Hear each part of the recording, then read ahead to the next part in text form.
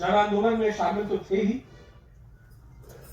और लोगों के पक्ष में जो आम जनता की जो जद्दोजहद थी, छात्रों की जो जद्दोजहद थी, उसमें पूरी तरह से इन्वॉल्व थे। लेकिन कानून उन्होंने नहीं तोड़ा,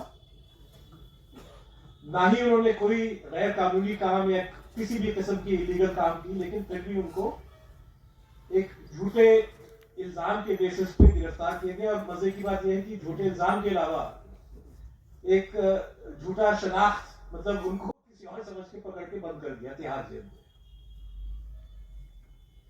और मेरा मानना है कि उस आपातकालीन के 50 साल बाद प्रवीर पुरकायस्थ को मोदी साहब के अघोषित अनडिक्लेयर्ड इमरजेंसी के तहत गिरफ्तार किया गया।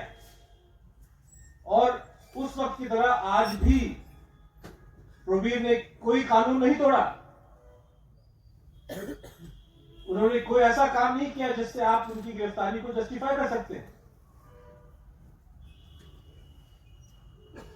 और शायद ये पहला शख्स है हिंदुस्तान में जिसने गिरफ्तारी तब भी दी और आज भी दिया, और जिसकी गिरफ्तारी दोनों वक्त एकदम बेबुनियाद थी। वो ये था कि प्रवीर पुरकायस्थ जो न्यूज़ क्लिक के एडिटर है, उनकी एक किताब आई है, हाल में उनका विमोचन हुआ। एक तो ये इसका नाम है कीप द गुड फाइट, इसका विमोचन किया गया। और प्रवीर जो है, जैसा सब जानते हैं, प्रवीर अभी यूएपीए के मामले के अंदर जेल में बंद है। आतंकवादियों को अब तक गिरफ्तार किया गया है जो सचमुच में आतंकवादी हों। सबके नाम जो हम पढ़ते हैं वो सामाजिक कार्यकर्ता, एक्टिविस्ट लोग हैं जिन्होंने लोगों के हित को बुलंद किया, जो एम्पलीफाई किया लोगों की आवाजों को। उनको सबके ऊपर सबसे बड़ा उनका रोष है। प्रवीर के साथ रिश्ता पुराना है और उन्होंने हमारे कई सारे मांगों को स्वीकारा। हमारे विस्तृत रूप में सेमिनार का आयोजित किया है आज, और इस आधार पर हम वो जन चेतना को आगे बढ़ाने की कोशिश कर रहे हैं जो भाजपा और आरएसएस और फांसीवाद के खिलाफ मजबूती से लड़ सके।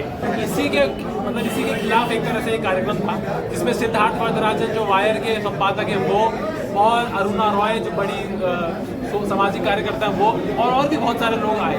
और सभी लोगों ने ये बात रखी कि आज के समय में एक तरह से अघोषित इमरजेंसी है।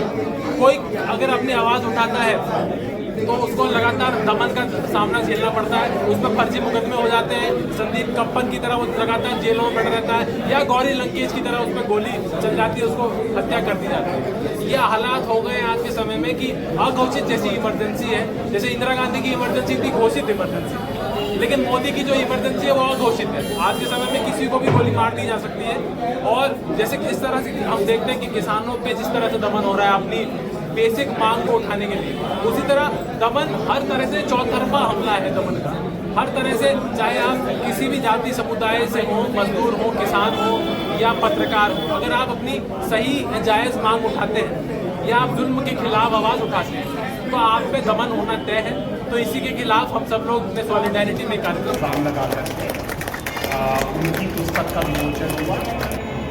लड़ाई बाकी है, और यूएपीए कानून के खिलाफ जो लोग आवाज़ उठा रहे हैं, यूएपीए लगाकर जिन लोगों को जेलों में डाल दिया है उनके समर्थन में, और इन लोकतंत्र की जो आज की हालत है उन सारे मुद्दों पर बात करने के लिए यहाँ सेमिनार हुआ, जिसमें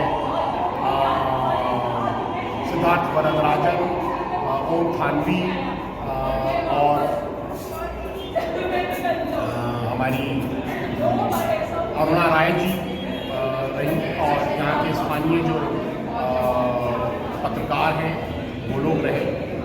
बड़ी संख्या में छात्र, सामाजिक कार्यकर्ता इस बात को सुनने के लिए आए।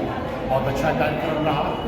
बीजेपी के शासन में इस तरह का कार्यक्रम करना अपने आप में एक साहस की बात है, और हमें लगता है कि देश में हमें बिना डरे न्याय के पक्ष में, इंसानियत के पक्ष में, संविधान के पक्ष में बात करते रहने की